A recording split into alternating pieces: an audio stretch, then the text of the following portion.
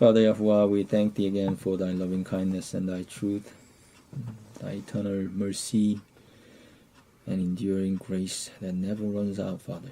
We thank thee for today, 29th day of 10th lunation, year 6003, another Sabbath for thy holiness. We come before thee in thy name and in thy Son Yahushua's name to seek thee wholeheartedly, to receive of thee all that goodness that can only come from thee.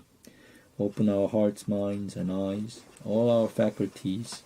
Allow us to focus our whole being for thy word. We thank thee for the opportunity and privilege. In Yahushua's name we pray. Amen. Amen. We are reading, continuing our study of Psalm 119. And we are reading from verse 57. And Yahuwah willing, we're going to read up to 96. 40 verses.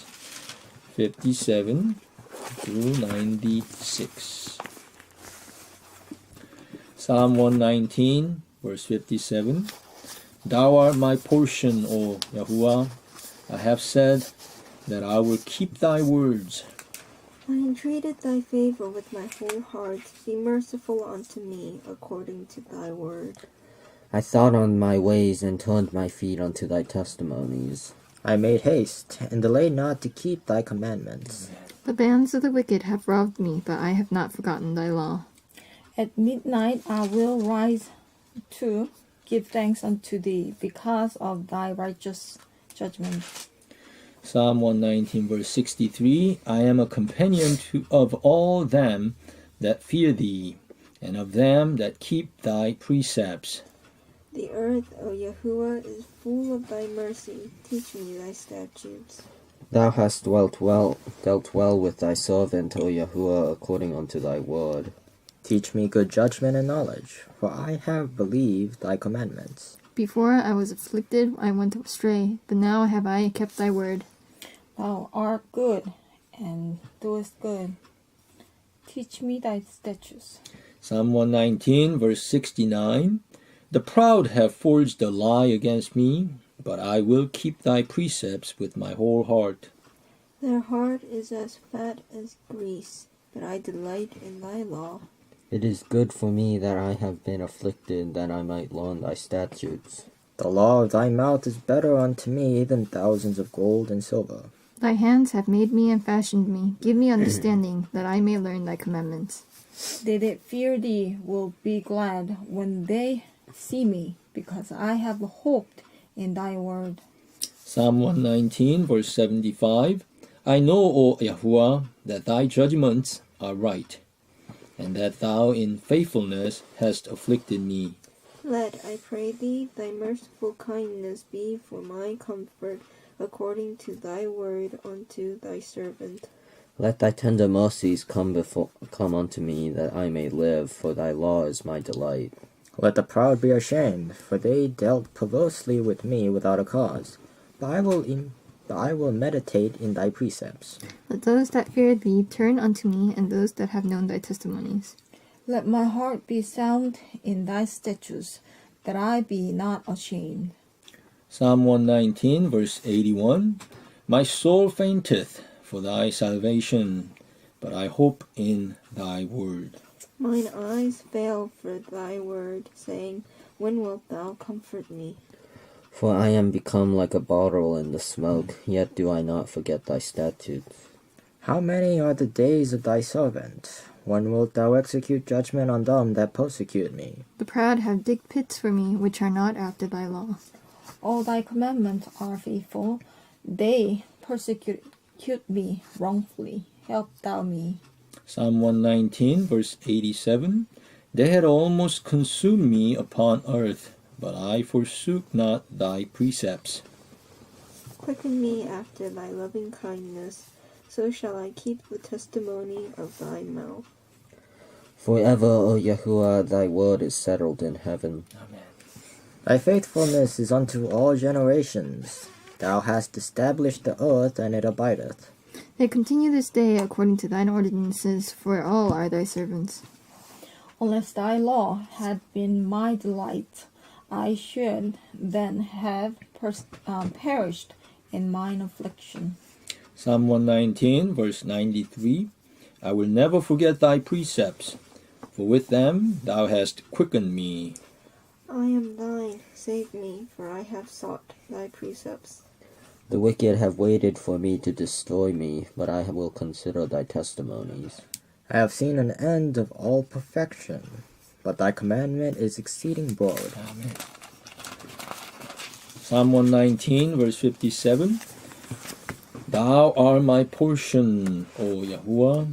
I have said that I will keep thy words. I will is another way of saying I will. In King James Version, will and would is not the indication of something that coming to pass in the future. Although, if you are very careful, some will and would may reflect that future event, but more often than not, I will or something I would is an indication of the declaration of that person's choice. So thou art my portion, O Yahuwah. I have said that I choose to keep Yahuwah's words. The choice has to come from each one of us. We have to make that choice to keep Yahuwah's word. Now be very careful. Just because you have made a choice doesn't mean necessarily you have ability to keep it. In fact, Bible is very, very clear about that too. None of us have ability to keep Yahuwah's word. None. Not one good. No, not one. However, it is Yahuwah's will, again, His choice. His will is choice, right? His choice to instigate us, allow us to choose Him,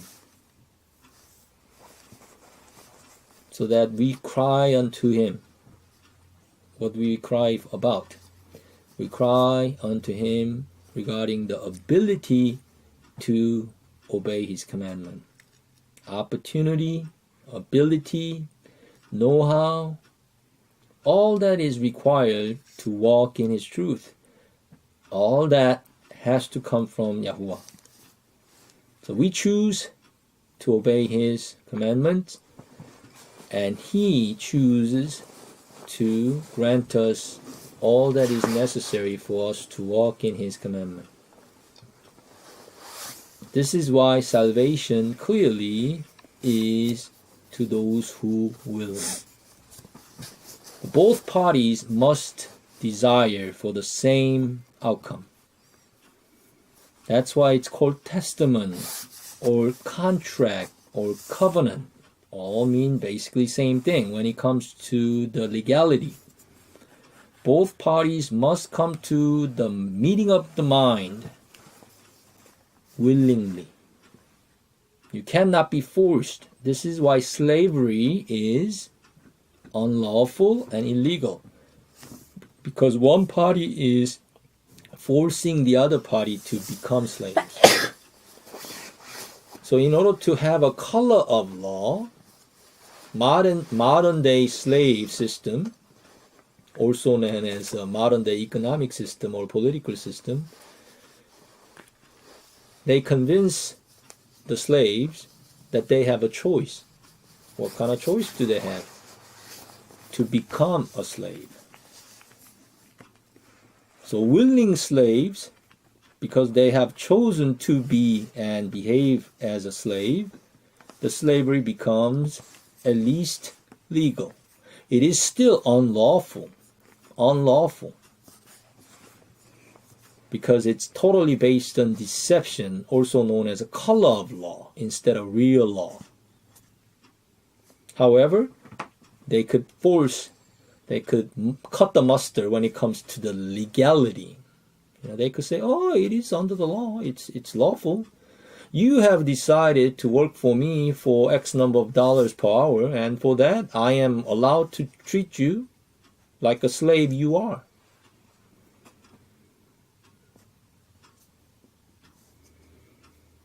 And in the modern day economic system, the whip, the chain and the ball that turns people into slaves is debt.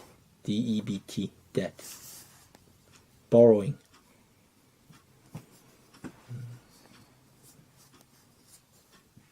Under the fiat currency system, all debt is fraudulent. Because the person who's loaning you, quote unquote, okay, the lender has no good. It has no substantiation to loan it to you. The debt is fraudulent. But we'll go into that detail later, Yahuwah willing. Let's continue with his words. Verse 58, I entreated thy favor with my whole heart. What are we entreating? What are we begging? Entreating means begging, asking. Yahuwah's favor with my whole heart. Be merciful unto me according to thy word. What are we begging for? We already talked about it. The ability, wherewithal, know-how, power, opportunity to obey and walk in his commandment, in his truth. That's what we should be begging. In fact, that should be the prayer. We should pray without ceasing. What are we praying about? Give us money, give us house, give us food. Those are not prayers at all. They are supplication requesting for earthly things. So what are we praying about? Let thy will be done. And Yahuwah's will for us is very simple. His will for us is his choice for us is to have us choose his way. So our prayer should be this: I entreat thy favor with my whole heart. Be merciful unto me according to thy word, so that I may continue to live according to thy will, which is good, which is life, which is peace, which is abundance. Verse 59, I thought on my ways and turned my feet unto thy testimonies. You see, you got to think about your own way. My own way, I thought about it. And many people in the Bible have thought through it. And they have come to the same conclusion. My thoughts, my ways. End result, given enough time and effort. It may not look like it right now. That's the part of the deception. That's the part of the deception. Because people get caught in the moment. They fail to realize the eventuality of the event. Okay, they only look at now. They don't know how to look at the eternity when everything has been said and done.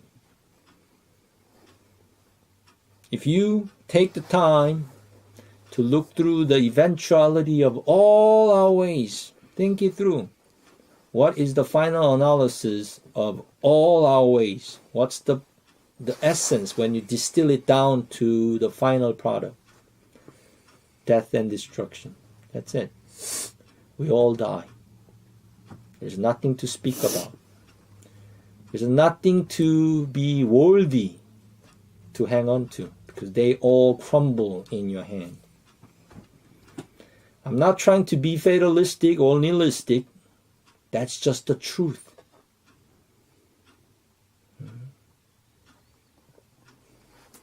So having thought on his ways, the psalmist come to the conclusion, it is better for me to turn my feet unto something that is eternal and better, unto Yahuwah's testimonies. And therefore I made haste. I'm not going to sit around. No, rather I move in haste like an animal who's trying to run away from the fowler's net. How fast will the animal run from the hunter? As fast as he can. As fast as she can. I made haste and delayed not to keep Yahuwah's commandments. Yahuwah visited Abram the day that he enunciated, you're going to have son when I come back. According to the time of life, you're going to have son from your wife, lawful wife, Sarah. And her name's not going to be no longer called Sarai, it's going to be Sarah. Your name is not going to be Abram, it's going to be Abraham. And Abram said, oh, please don't joke with thy servant. I already have son from Hagar, bondwoman, slave woman. He's 13 years old. Let Ishmael, my son, walk according to thy will. No, Yahuwah said, yes, he's your son too, but the son that I'm going to bless is going to come out from your lawful wife. It's not going to come out from a slave. And as a token of his promise, Father Yahuwah tells Abram to conduct circumcision. Abram that time, according to the Bible, must have hundreds of people. And we are only counting male, not the ladies or children. Grown male, hundreds. He had a large household. In fact, he was a very rich man. The day that Yahuwah spoke to Abraham about circumcision, all those hundreds of men, starting with Abraham, all the way down to Ishmael, and everybody in between, they were all circumcised. When you realize what is at stake, your eternal soul is at stake, there's no good reason, never a worthy excuse to dig in your heel and delay obeying Yahweh's commandment. Never. If you didn't know and you're ignorant, you couldn't obey him. That's understandable. But as soon as you realize the truth and the light shines through on your heart, what's your excuse not committing into obeying Yahweh's commandment right there and right then? There isn't any. As you know, we've been searching for when or how to worship Yahweh for many years. And it took quite a bit of searching and seeking to get to where we are. But you realize, and the video records will testify to that fact, when we realize that, yes, the lunisolar calendar is the correct way to determine and keep Yahuwah's Sabbath according to the waning and waxing of moon and the sun's rotation around the earth, not the other way around. We didn't delay. We took action right away. As soon as we realized it, that's what this verse is talking about. I made haste and delayed not to keep Yahweh's commandments. You could only know more revelation from Yahuwah's word when you move that far ahead by obeying his commandment. The only way to put Yahuwah's word to test so that you may verify the validity of his commandment is to obey his commandment as much as you already understand. And then you ask for more revelation. If you doubt him and you don't go that step, you will never be able to get to the next position, next phase to test his validity. You can never do that. When a baby is born, she is an infant. And then soon she becomes a toddler. And a girl. And a teenager. And an adult. You cannot get to the next phase until you go through the first initial stage. You can't get to the third phase until you go through the secondary. You can't get to the fourth phase until you go through the third phase. Does that make sense? That's how we are to walk in this dimensionality of space and time. You must get to experience Yahuwah's commandments through your word, through your life, step by step. So do not delay in keeping Yahuwah's commandments. Verse 61, the bands of the wicked have robbed me, but I have not forgotten thy law. Yes, robbery takes place every day. In fact, the whole humanity, the whole political system, whole economical system, the entire human system of pyramid building is based on robbing each other. And it cannot be helped. So many people have tried under different banner, different name, to revolutionize and start something different. No. It's likened to trying to change the convicts inside of the prison, right? What good will they do if they have a revolution inside of the prison? They are all convicted felons. What can change? This is why Yahuwah, and through his son Yahushua, made it very plain. His people are not to conduct this kind of activity. You leave those people alone. Let the dead bury dead, and you come and follow me, said Yahushua. Our calling is not to change this world per se, but in fact, when you become Yahuwah's follower, you end up inexorably forever changing the world too, because this world no longer has participation coming from whom? You. So you have made the indelible change when you become, excusing yourself, pulling yourself out of this world and following Yahuwah. That's the only meaningful change that anyone could conduct. I gave you this analogy many times, right? In a crowded bus, passengers oftentimes complain, man, this bus is crowded. What can they do? Complaining about the fact that it's crowded is not going to change anything. But there is one thing that any passenger could do. Well, I'm going to let go. I'm going to get out. When he steps out of the bus, yes, the bus is less crowded by that one person. And if enough people skips out, remove themselves, then bus will not be crowded. But they don't want to do that. Because they are greedy. They love being in the bus. They wish somebody else will get out. But nobody gets out. Because they all have the same mind, greed. So when enough people are called by Yahuwah and they obey Yahuwah's calling, you end up doing so much quote-unquote good to this world too.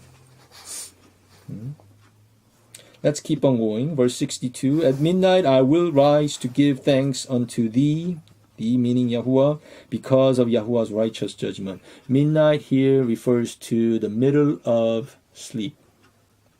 Middle of sleep. When everybody's sleeping, right? You are still conscious and aware of the truth. We shall not all sleep. Apostle Paul talks about it. But we shall all be changed in a what? Twinkling of an eye.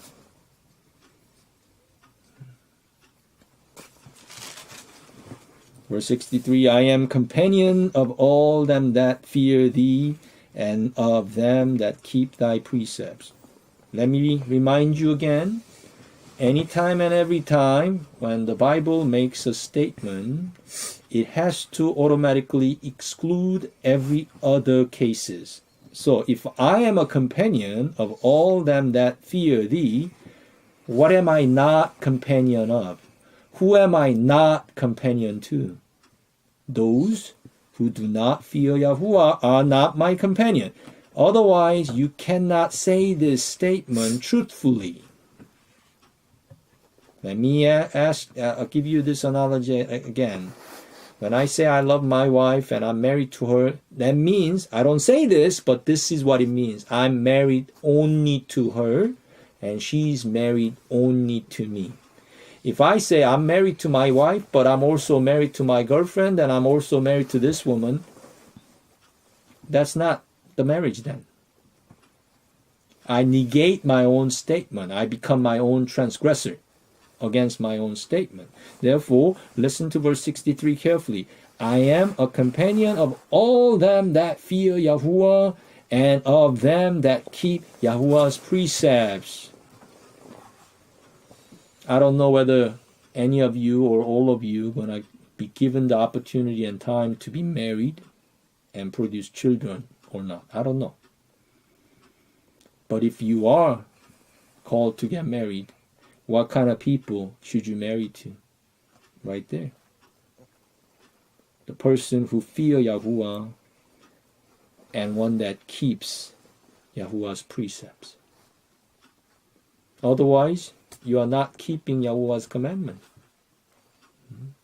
This is dramatically and graphically illustrated in Isaac's marriage. When Isaac was to be married, Sarah, his mother, was already gone, dead. She's been dead for 3 years. So what does the father Abraham do? He gets his oldest and most trustworthy servant, one who handles entire house operation, a steward, head steward, Eliezer. Incidentally, Eliezer literally means Elohim is my helper. And Abraham makes Eliezer to swear by putting his hand underneath his thigh bone. You shall not take woman from these Canaanites to be my son's wife. But rather, I want you to go to my father's house, the region called Haran. And Yahuwah will get you a woman, a virgin, to be my son's wife. What would happen if the woman doesn't want to come? Should I then take thy son, Isaac, into Haran? No. If for some reason the woman is not willing to come, then your oath to me, your swearing to me is nullified. You are no longer under the oath. Don't take my son back to Haran. And that's where Rebecca comes, sister of Laban.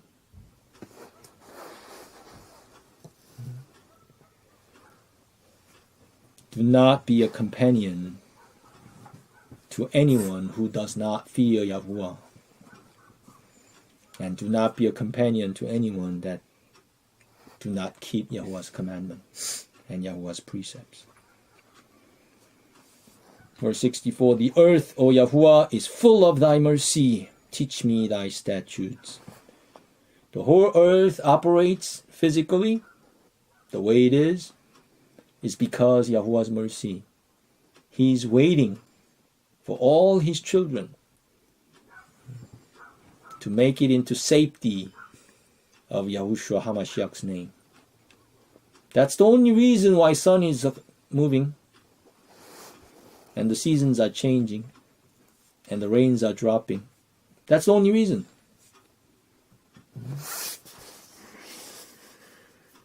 When Yahushua's people is all fulfilled, Father Yahuwah is going to shut the whole thing. And then they'll realize, wow, it was not quote-unquote natural phenomenon that the time is ticking. No, somebody had hand in it, the righteous right hand. But by that time it'll be too late for all those people who have not obeyed Yahuwah's commandment.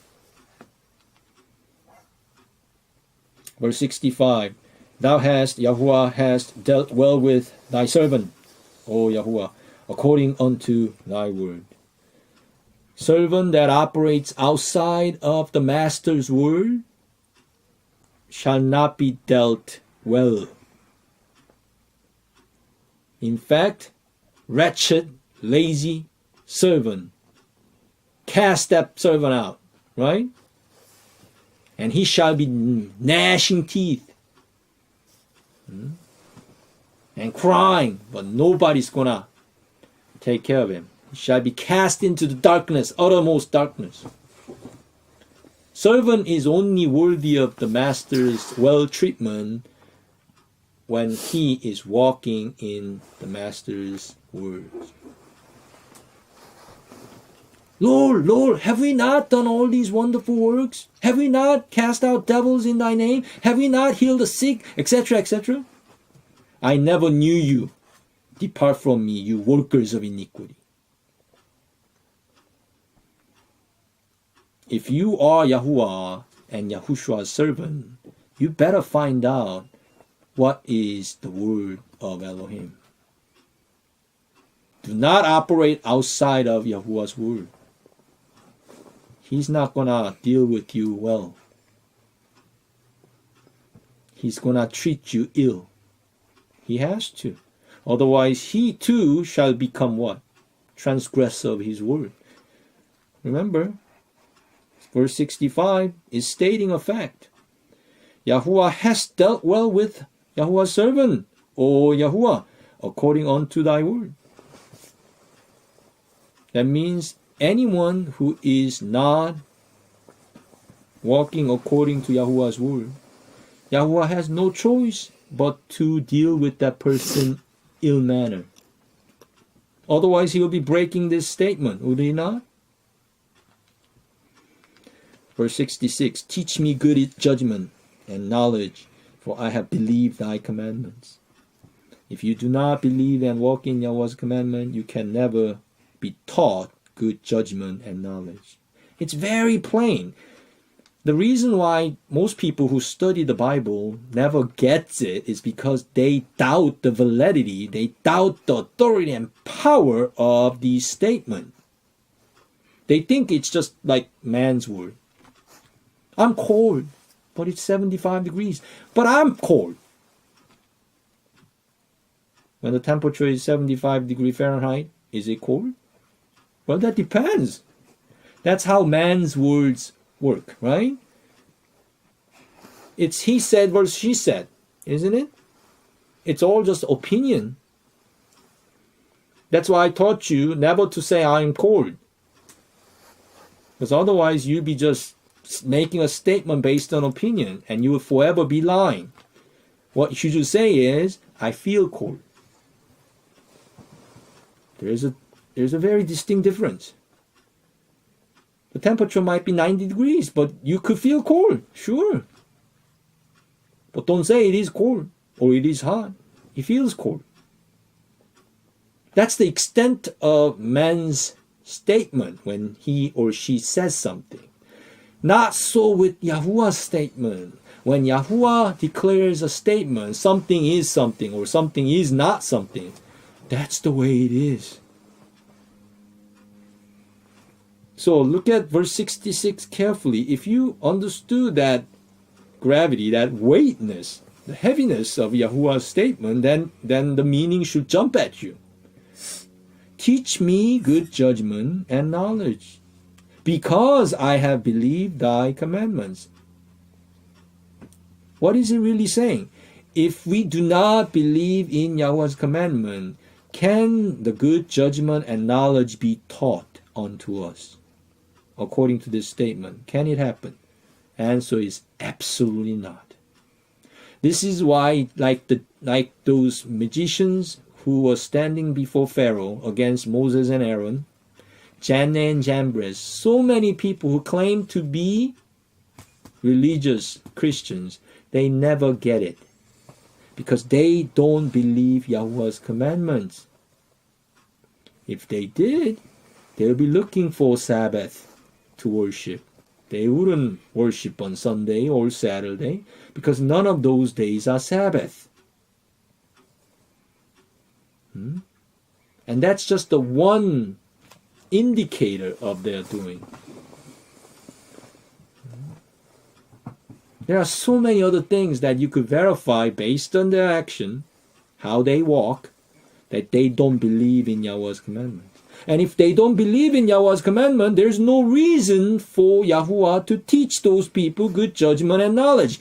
In fact, if Yahuwah taught those people who do not believe in Yahweh's commandment the good judgment and the knowledge, Yahuwah himself will be guilty of breaking his statement. That's how serious this is.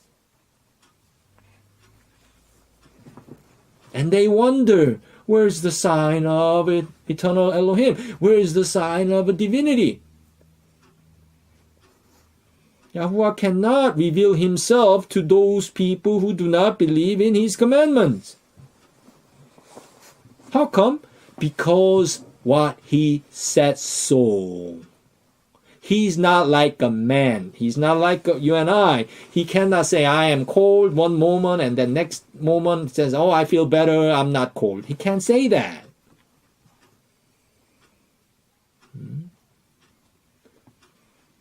Everything, every word that proceeded out of mouth of eternal Elohim, eternal God, has to carry weight.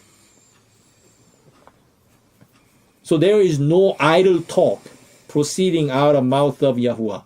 And we could verify this when you read all the word that proceeded out of mouth of Yahuwah and his son Yahushua.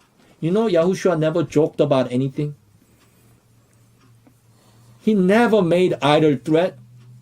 He never said, boy, I'm so tired. I wish I could get a sleep. He never said things like that. Go and verify. Because every word that comes out from the mouth of Elohim, mouth of eternal God, has to carry the entire creation.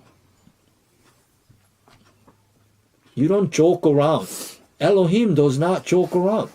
Or does that mean he has no sense of humor? He does. He does have a sense of humor. He does have a sense of pain and suffering, sadness, all that. But he does not, what does he not do? He does not lie.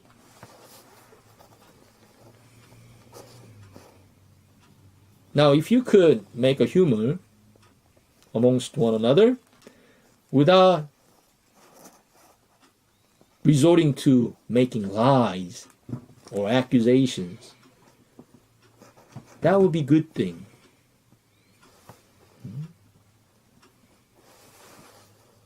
And Bible calls that kind of good feeling joy. Bible does not call it humor. Because joy has to depend based on truth and nothing but the truth. No lies. Let's continue, please. Verse 67. Before I was afflicted, I went astray, but now have I kept thy word.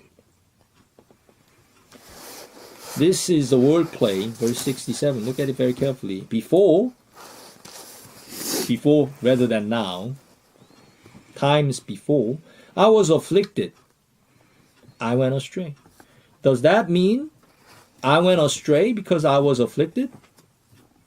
Or does it mean I was afflicted because I went astray? Mm-hmm. Which one? What? The answer is yes. Affliction is going astray. Going astray is affliction.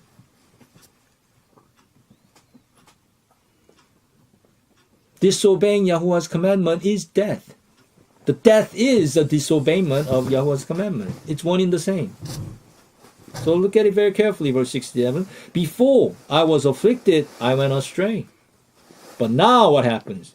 I have kept thy word. Am I afflicted when I'm keeping Yahuwah's word? Never. Am I lost and went astray when I'm keeping Yahuwah's word? Never. Although I walk through the valley of shadow of death, I'll fear no evil. It's not where you are or what you're doing even, okay? It's who you are with. Or better yet, who you are in. If you are in Yahushua HaMashiach, it doesn't matter where you are.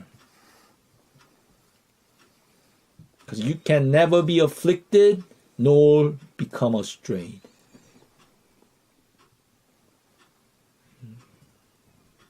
Philip asked, how can I find the way to go to heaven? To Yahushua. And Yahushua answered, I am the way, Philip. Me. If you found me, you are already on the road to heaven. Martha cried, yes, I believe that my brother shall live again, referring to Lazarus, who's been dead and buried in the tomb for 4 days. Already begin to rot, smelly. And Yahushua Adonai said, I am the resurrection. If you are in me, even if you are dead, you will be risen, and those who believe in me now shall never die. That's exactly what it says here, doesn't it? Verse 67 is telling you that. I know it doesn't say that in literal word, but the meaning's there. Before I was afflicted, I went astray, but now have I kept Yahuwah's word. Yahuwah's word in other name is Yahushua. I kept Yahushua because, more accurately, I was kept by Yahushua. I gave you that illustration, Hannah. Let me see your hand. Like this. You see? Like this. I grab it, and she grabs me. I have to make the choice to obey Yahuwah's commandment. And Yahuwah makes a choice to grant me the ability, power, authority, and all that is required for me to walk in His truth. Like this.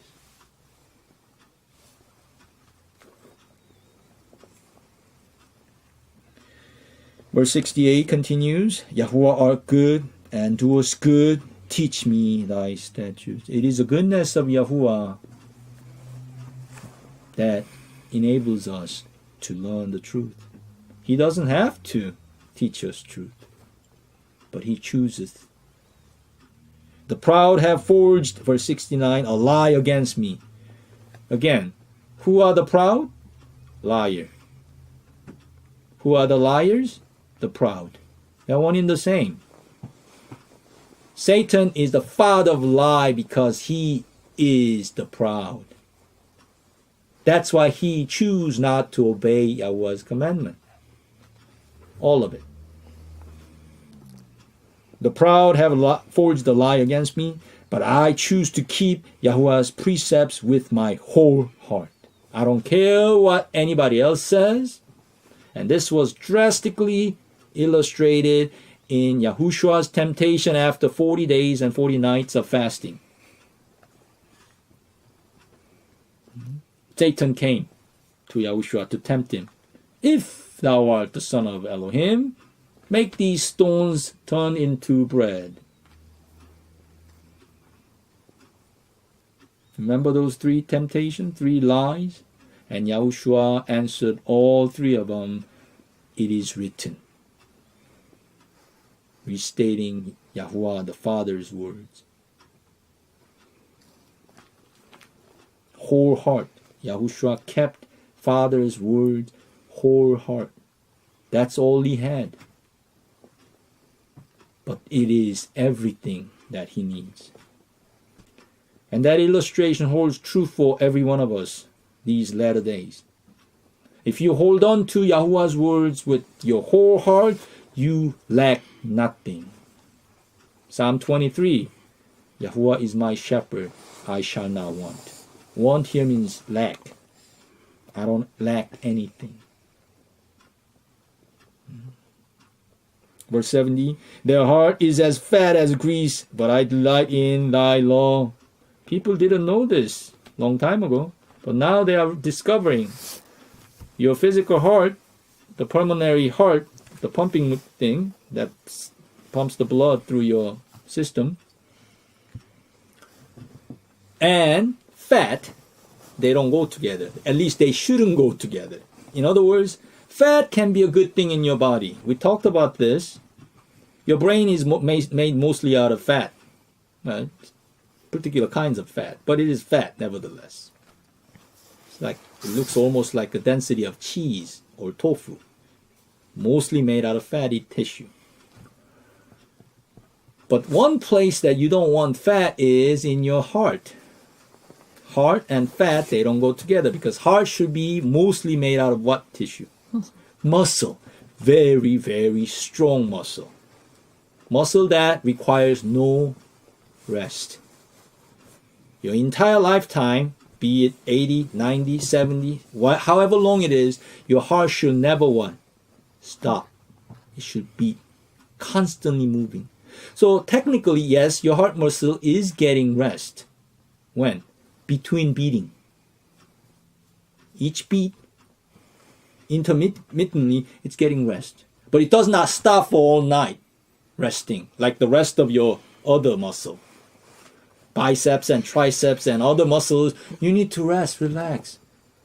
Your heart muscle shouldn't do that, because if it stops beating for just for a few minutes, what will happen to the rest of your body? It begin to shut down. You die. So look at it. Their heart is as fat as grease. What is that telling you? They are dead. You don't want grease on your heart. But I delight in Yahuwah's law. The proud who commits lies, which is one and the same, liars and pride, they are dead. Death and destruction. They may look temporarily alive. Do not be deceived by the temporary perception. When in doubt, okay, when you have to be reminded not to be deceived by temporary perception, I want you to take some time and go and look at some of the photo albums of your earlier ages.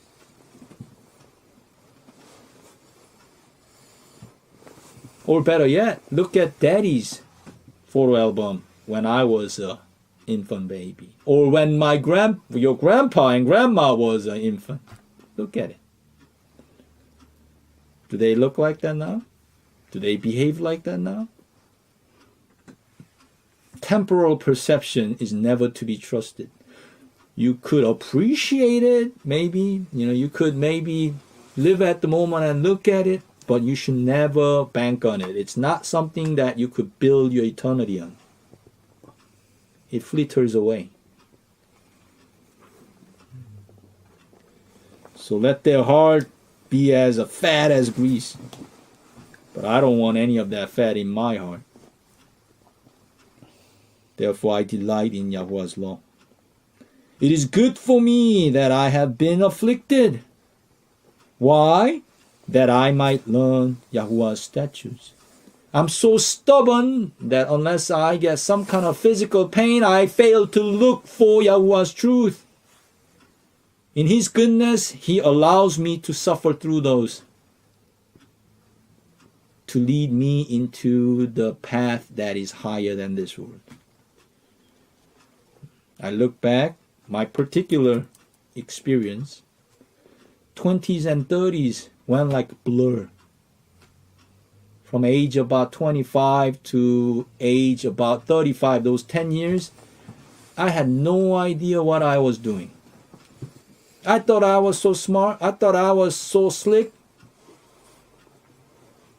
But they were all based on lies and pride. Looking back, I shake my head in shame. Oh, gee. I'm just so grateful I made it alive through those times. There were many chances that I could have destroyed the whole thing. But Yahuwah still had His hand in my life. I shall never go back to the way that was. I told you many times, and I'm gonna say it again on the videos that those who come after us will be able to verify it. It's better for me to die than go back. I'm not going back. It's enough for me or anybody who have come to the realization of truth. It's enough for anybody to live in ignorance once. Never twice. Verse 72.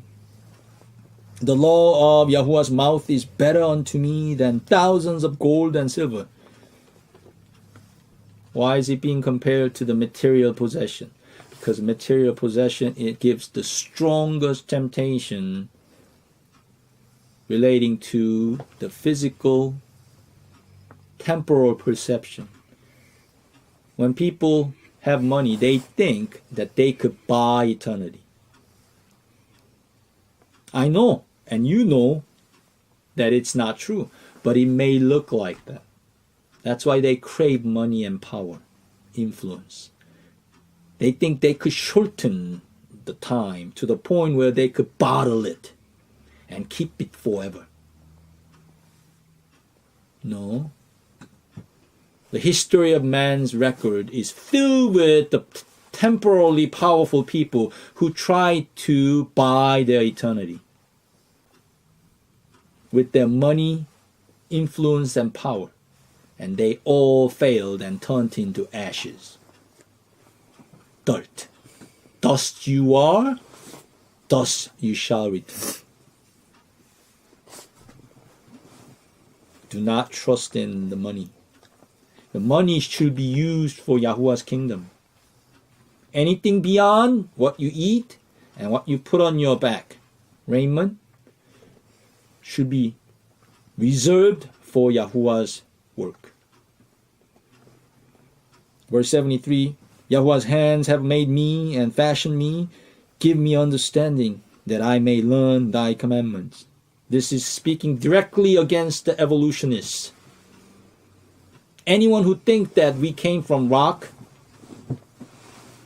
primordial soup, can never understand Yahuwah's commandments. Because only when you confess the truth, which is Yahuwah's hands have made me and fashioned me, can there be learning of Yahuwah's commandments. This is why devil works so hard to convince billions of people believing in evolutionary ideas. Okay? Because the moment they think the evolutionism is truth, they can never learn Yahuwah's commandment. Never. It's one way or the other. You cannot be dead and then be a living at the same time. Well, then again, Hollywood trying to make this thing called zombie. You know, you're not dead, you're not living. But if you're dead, you're absent from life. If you're alive, you're absent from death. Verse 74, they that fear thee will be glad when they see me, because I have hoped in thy word. This is a reciprocal or mirror image of verse 63. Remember, when Yahuwah wants to make a point, he repeats. 63 says, I am a companion of all them that fear thee, and of them that keep Yahuwah's precepts. 74 is the reciprocal, mirror image, right? They that fear thee will be glad when they see me, because I have hoped in thy word. 75. I know, O Yahuwah, that thy judgments are right, and that thou in faithfulness hast afflicted me. Again, this is a reciprocal of what? Verse 71, right? It's the same thing, except it's a negative of the picture. Used to be, nowadays you don't need it because it's all digital. Used to be when they take a picture, the photograph was literally a film that has a negative image exactly opposite in color and the shade of the photograph that you're going to develop. So where you see black in photograph is the lightest part. Where you see complete light in, the film is the darkest part. So it's opposite. Where you see the red, it's blue or green, whatever the reciprocal is. Okay? So here, I know, 75, I know, O Yahuwah, that thy judgments are right, and that thy unfaithfulness has afflicted me, is a reciprocal of affliction coming from verse 71. So, affliction in godly way is not a bad thing. You understand? Now, if the affliction comes because of our stupidity and ignorance, that's a terrible thing. You got to be able to tell the difference. If you just have a total aversion, hatred for any form of affliction, then you're going to miss out a lot of lessons. What you should be praying for is the Father Yahuwah, I don't want affliction coming from my stupidity and ignorance. Take that far away from me. I don't want that. And I know you don't want that on me. However, if there are afflictions that I need to experience according to whose will? According to thy will, let me joyfully walk through it. So do not say no to all kinds of affliction. Learn to tell the difference. 76, let I pray thee, thy merciful kindness be for my comfort, according to the word unto thy servant. Even during the affliction, Yahuwah shall always comfort his children. Like shepherd leading sheep through the valley of shadow of death. Israelites were led through the wilderness for 40 years, yet they never had to worry about food, and their sandals and clothes did not wear out. In other words, supernaturally, Yahuwah kept their clothing and their shoes, right? Their step, all the things that they were carrying and using from wearing out for 40 years. Wow. You mean they wore the same shoes for 40 years? Exactly. They wore the same clothes for 40 years? Exactly. Wow. How come they didn't wear out? Because Yahuwah can do that. Even though there was affliction everywhere, Yahuwah kept his people protected and preserved. And you could only experience his protection and preservation if you walk through the wilderness according to what? His will. Now I know that was not the original intent of Yahuwah. Yahuwah didn't want Israelites to walk through wilderness for 40 years like a dog chasing his own tail. Yahuwah wanted Israelites go into the land of Canaan straight away. But they botched the whole thing. They sent 12 men and only 2 out of 12. 1/6. Right? The other 5, 6 said, oh no, we'll be destroyed if we go into the land of Canaan. They were Anakians, Anunnakis. Oh, they will destroy us. We look like grasshoppers.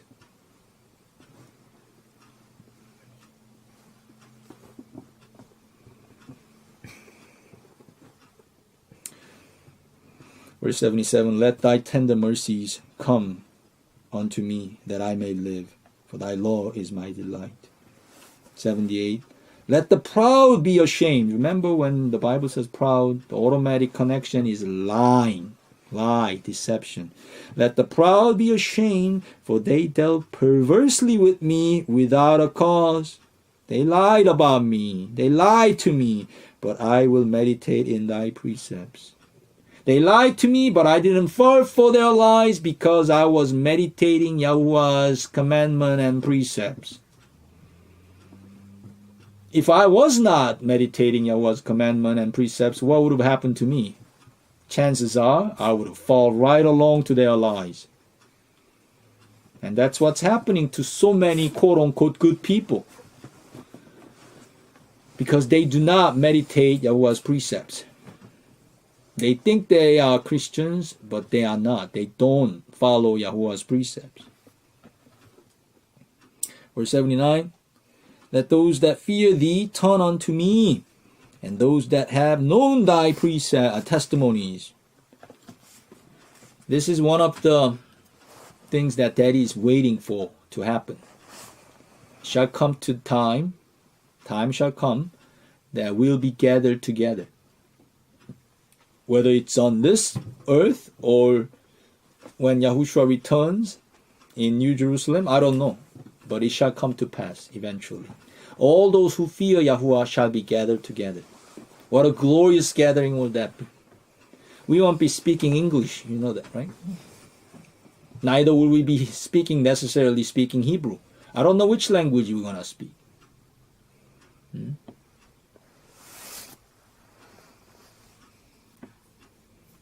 Verse 80, let my heart be sound in thy statutes, that I be not ashamed. Opposite of heart, filled with what? Grease as what? Fat as grease, right? Those that hate Yahuwah's commandments, their heart is as fat as grease. But my heart be sound in thy statutes, strong, healthy, that I be not ashamed, that I don't die and disappear. Verse 81, my soul fainteth for thy salvation, but I hope in thy word. Can we turn on the light, please? Okay, it's getting dark.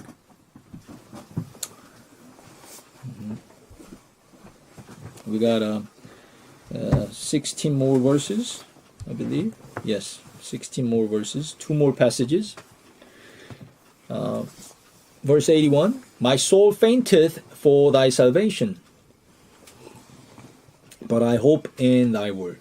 Remember what soul is. Soul is not necessarily the spirit, although it could be used as a spirit. Here, soul is my whole life, whole being, which includes this body, mind, and the spirit. My soul is fainting because this body and mind is wearing out. What's it waiting for? Why is it fainting? Because I am waiting for Yahuwah's total salvation, the glorified body that Yahushua demonstrated. And the only way that I will receive, I am going to receive the glorified body in eternity is to hope in Yahuwah's word, remain in his word. That's it. Those 8 people who were in the ark lived. Everybody else who are outside of the ark perished. That's the dramatic and very, very literal illustration of separation. That's how Yahuwah's salvation works. You're either in his covenant or you're out of his covenant. There is nothing in between. That's why you cannot serve Yahuwah, Elohim, and Mammon, this world, together. That's impossible. Impossible. When you know the truth about, for example, the 4th commandment of 10 commandments, remember the Sabbath to keep it holy, and you realize what Sabbath really is, weekly Sabbath, and how it is constructed by the hands of Yahuwah before this earth was even made, right? He set his faithful witness, the moon, in the firmament. His moon. Hebrew word Jericho, his moon. Until the heaven and earth, until all that is fulfilled, Yahuwah's word shall never pass. We're going to read that on verse 89. Forever, O Yahuwah, Yahuwah's word is settled in heaven. So, if you realize when the Sabbath is, and it has nothing to do with 7 abomination, Monday, Tuesday, Wednesday, Thursday, Friday, Saturday, Sunday, the 7 abomination, then you have to make a choice. You either follow Yahuwah's commandment and keep the Sabbath, or you don't. That's it. There is nothing in between. What is the chaff to the wheat? What is the wheat to the chaff? You see? So how do you receive Yahuwah's salvation? By hoping in, waiting in Yahuwah's word. Hope is defined by Bible. You don't hope for something that you already see. So there is no such thing as hoping for the worldly things. Let's say I want to have a jet airplane. Oh, I'm hoping for jet airplane. That's stupid. Because even though I personally may not have a jet airplane, the jet airplane already exists on this earth. So in biblical definition, that's not a hope. Because hoping literally requires to wait for something that is not here. Nobody has it. So when we are supposed to hope in Yahuwah's word, we are waiting for something that none of us have. None of us. I like the expression that anybody who claims to be, oh, I'm holier than thou. Okay, walk through the solid wall for me, please. Too hard for you? How about floating on the water? I'm hungry, and my 4,999 people. Here's a loaf of bread, a couple of fish. Feed us. That's the hope. Something that is physically impossible. Impossible. Yes, it is impossible. No one can do it. Nobody has done it. At least not in my physical life for 49 years. I've never seen it. That's what I'm hoping for. Dad, you're crazy. That can never be done. Says who? Who says it'll never be done? The worldly people. Not the Bible. Bible says not only it shall be done, but it shall be done for everybody who's in Yahushua HaMashiach. That's what I'm hoping for. I hope you are hoping for that too.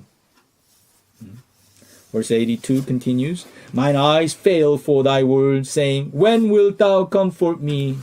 This comfort is related to verse 81. When will this fulfillment of Yahuwah's salvation be carried out in my life? Eternity. Verse 83, for I am become like a bottle in the smoke. Yet do I not forget Yahuwah's statutes. Bottle in the smoke is, again, another word play.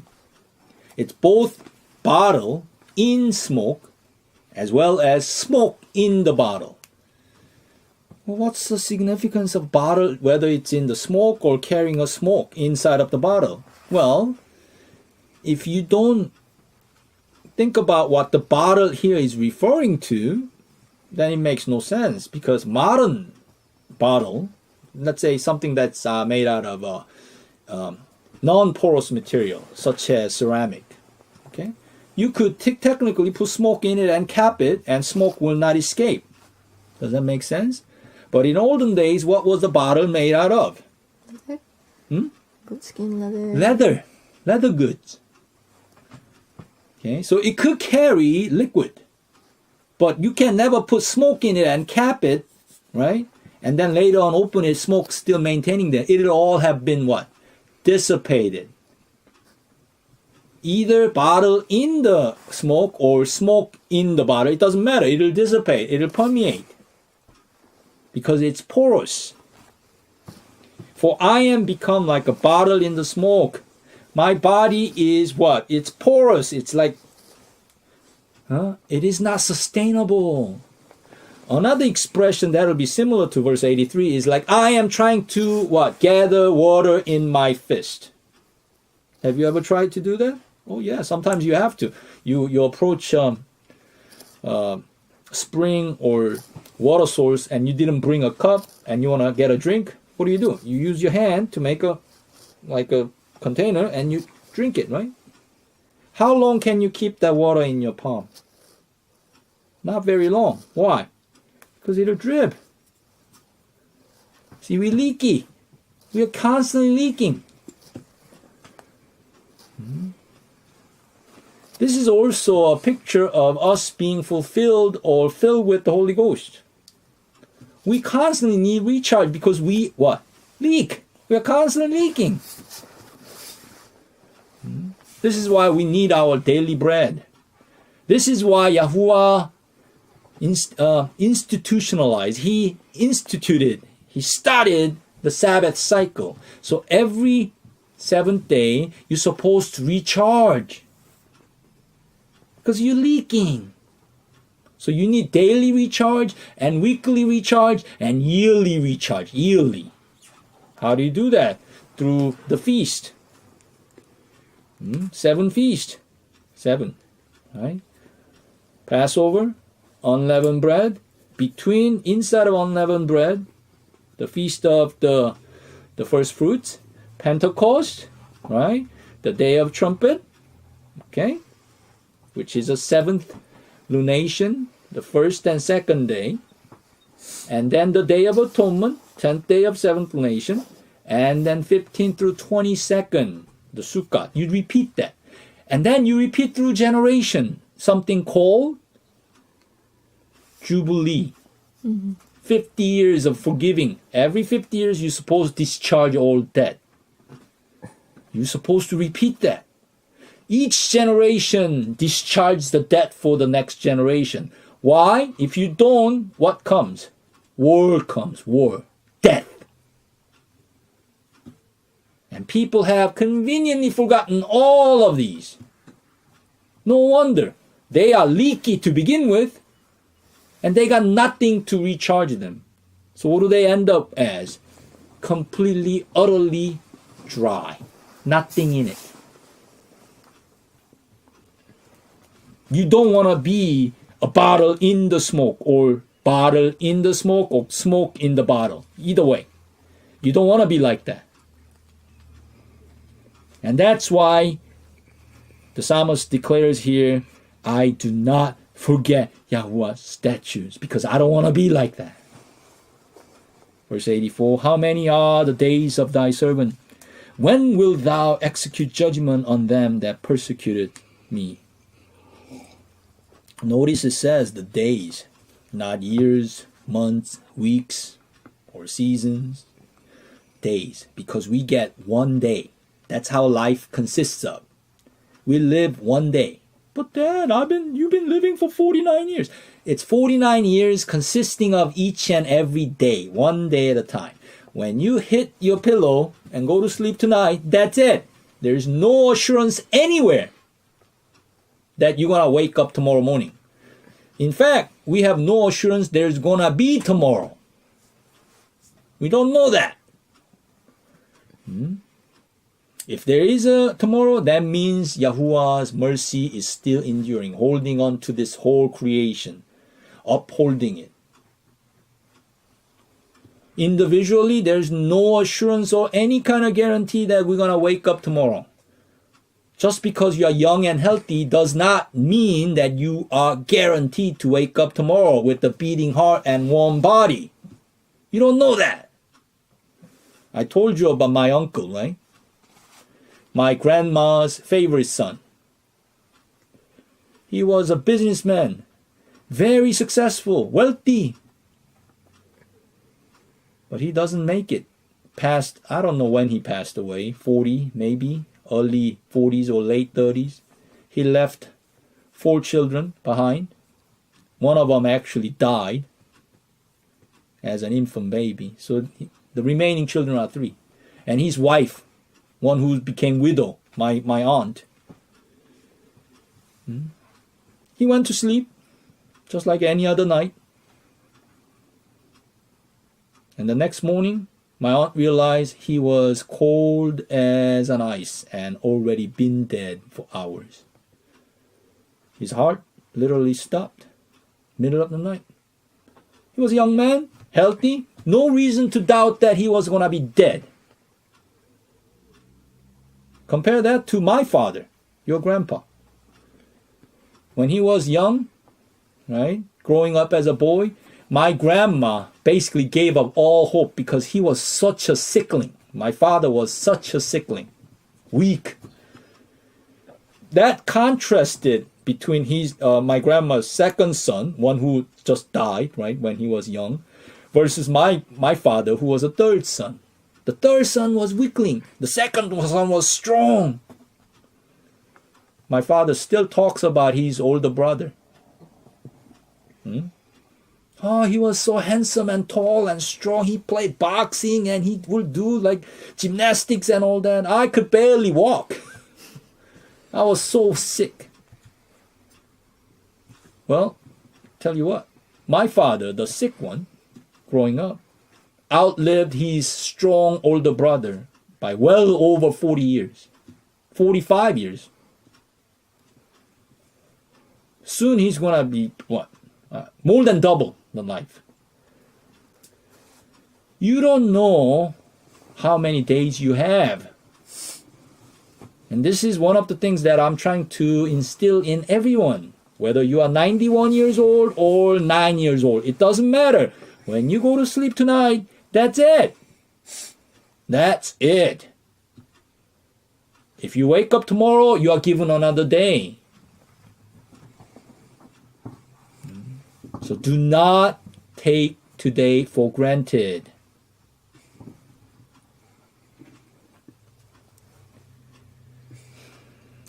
How many are the days, verse 84, of thy servant? When wilt thou execute judgment on them that persecute me? Each and every day, you gotta get your accounting squared away with Yahuwah.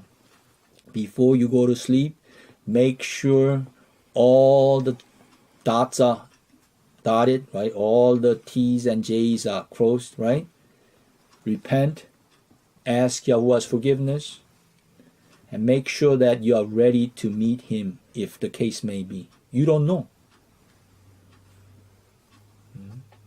Bible says, if you are angry, even for righteous reason, don't go to sleep being angry. Trust, leave it up to Yahuwah, and you go to sleep with your hands clean. Because you may not get a chance to do that. You see? Verse 85, the proud have digged pits for me, which are not after thy law. Again, another wordplay here, right? The proud have digged pits for me. Is it because they are not after thy law?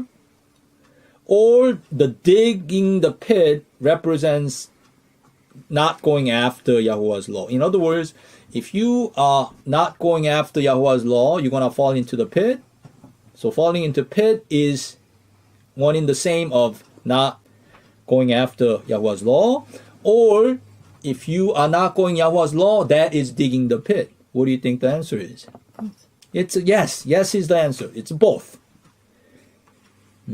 Bible is written like that.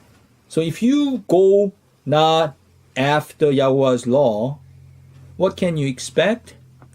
You're going to expect getting fallen into the pit. I told you many times before, worldly people call it smart if you fall into the trouble and have ability to crawl out of it. I've been teaching you guys not to do that. Don't fall into the pit in the first place. Stay away from falling into pit. Bible calls that wisdom. It's far better to be wise than to be a smart man or have ability in the perspective of this world. Oh, look, I came out. Yeah, good for you. Before you fell into the trap, you're already even. Oh, I came back, crawled back, now I'm even. So, before you began this whole thing, you already started out even, did you not?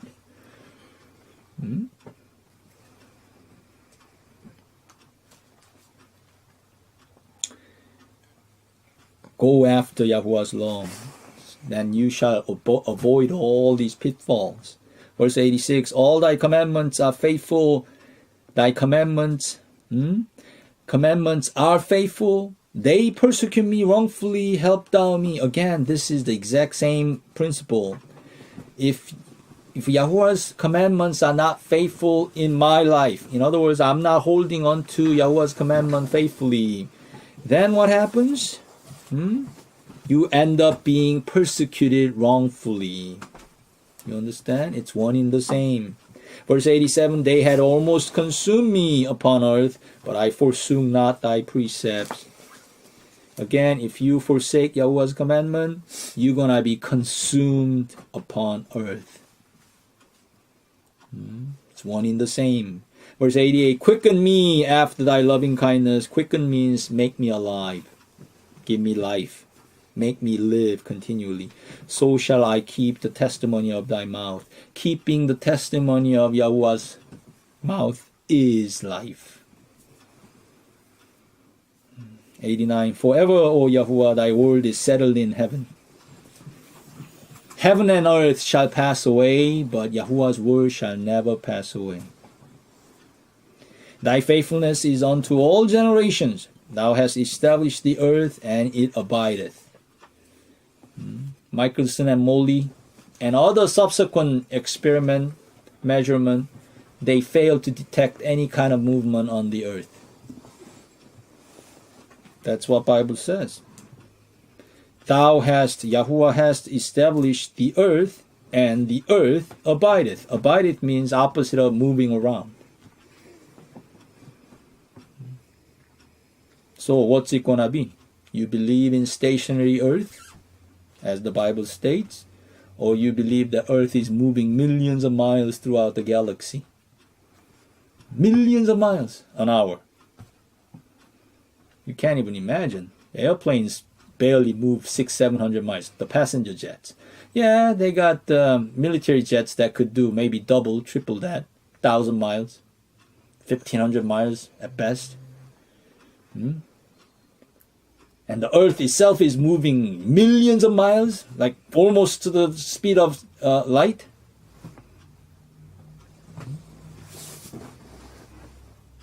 And none of us are in charge. Nobody's in charge. That's what they teach. They continue this day according to thine ordinances, for all are thy servants. Who are they?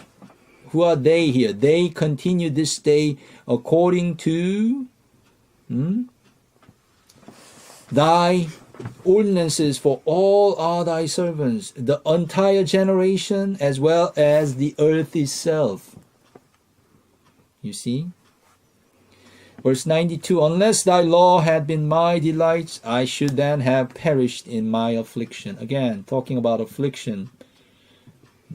Not all afflictions are created the same.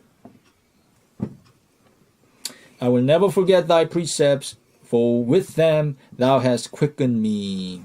It is thy precepts, word of Yahuwah, that makes us alive. Verse 94, I am thine, save me, for I have sought thy precepts. Unless you are Yahuwah's, you can never even begin to seek his ways. Do you understand that? This is another way of saying the predestination correctly. Nobody on the face of the earth among the humanity, we don't know who is chosen of Yahuwah. We don't know. Because we don't know the beginning from the end. But Yahuwah does. He's already seen this movie. He knows who's going to be living at the end and who's going to be all dead at the end, at the very end.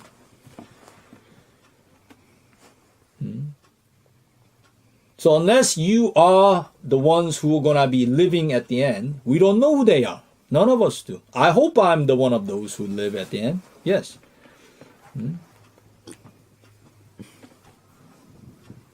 Unless you are to be the one who is living at the end of the movie, okay, you will never even call on the name of Yahuwah. You will never seek him. You see? Verse 94 tells you, I am thine, save me, for I have sought Yahuwah's precepts. This is why the evil people never ever seek Yahuwah's truth. Even if they are given ample amount of opportunities. You know how many times I went to see Mr. Hillbilly before he killed himself? He never did. He had the opportunity many times. He was busy complaining.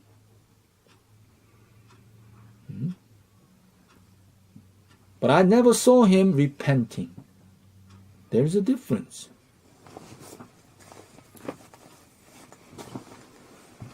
Verse 95, the wicked have waited for me to destroy me, but I choose to consider Yahuwah's testimony. When the bullets are real and bombs are bursting right next to you, that's more than ever you need to consider Yahuwah's testimonies. How can you consider his testimony when you don't have the Bible to read? Well, you better memorize the passages.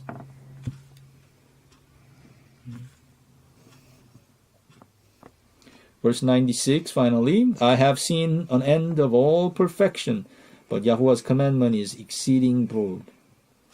What kind of perfection can the person, mere mortal, see? What kind of perfection is he referring to? Visible perfection, right? Perceived perfection, end of it. Yet, Yahuwah's commandment is much broader than that. I don't care how beautiful person is or how wonderful things that they have done, how smart they are. Given enough time, they all wash away and become completely and utterly disregarded and forgotten.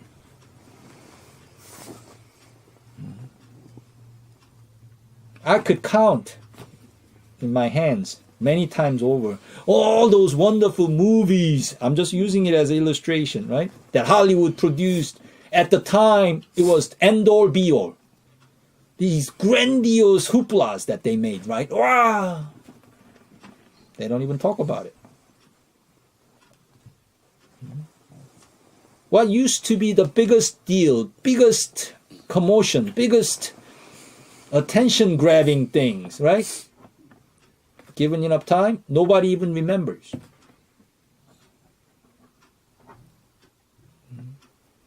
Do not waste your time, your days, on things that will be paid to be forgotten. Do you understand? People have to literally pay to remove their garbage. The very thing that they thought it was so precious, they thought it was so wonderful just a few years ago. Now they have to pay somebody to bring a truck, back it up, and get it out of the house. Do not waste your precious days chasing after things that's going to turn into dross in your hand. Verse 96 again, I have seen an end of all perfection, but Yahuwah's commandment is exceeding broad.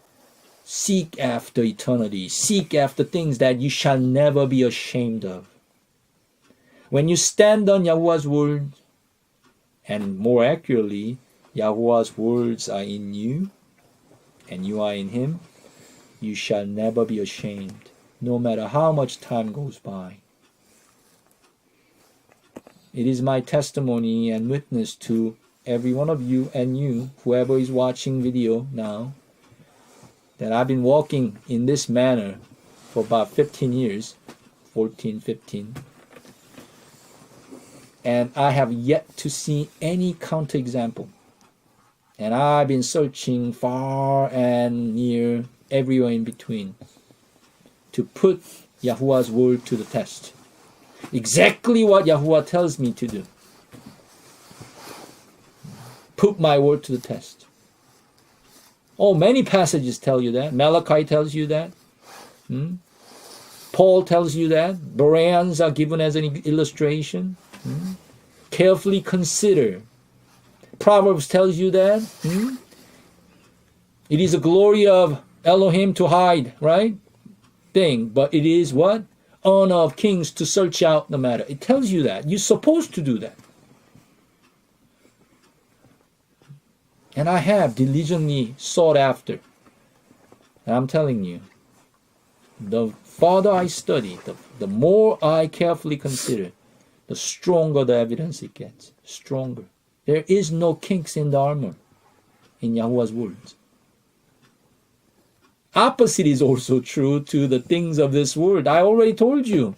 Things that they used to believe as a gospel truth. A few years later, they have to literally wash it, brush it under the rug. Why? Because they are afraid other people might see their folly. They have to regurgitate. They have to backpedal, go backwards in time and tell you something different. 100 years ago, people thought, according to paleontologists, right? According to study of the fossil evidences, etc., the Earth is 20 million years old. 50 years ago, it became like hundreds of millions of years old, right? Now it's what, 40 billion? How long before they need to stretch it further? Huh? Are you gonna bet that, they finally got it right? Please.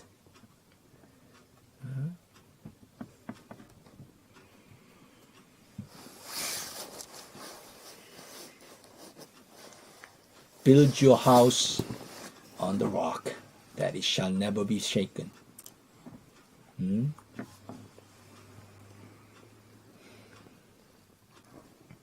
I pray that studying these words, Yahuwah's words, grant you His peace and His goodness in all your days. Let us pray. Father Yahuwah, we thank Thee again for the opportunity to come before Thee and humbly ask Thy presence in us as we choose to be with Thee. In Yahushua HaMashiach, Jesus Christ our Lord, allow our presence be acceptable in Thy sight. Help us to remember and continue to walk in Thy truth, Thy word, in Yahushua HaMashiach. By the Spirit of Yahushua leading us, guiding us, and protecting us, enabling us to walk in truth, Father. For we must confess that although we may choose to walk in Thy truth, we do not have the ability or wherewithal to accomplish that. We desperately need Thee, Father, for we are poor and needy. We need Thy salvation, O Elohim. O Thou one who save and deliver. O Yahuwah, make no tearing, as Psalm 70 says. Grant us Thy presence and Thy power and authority and goodness in our lives. We pray in Yahushua's name. Amen.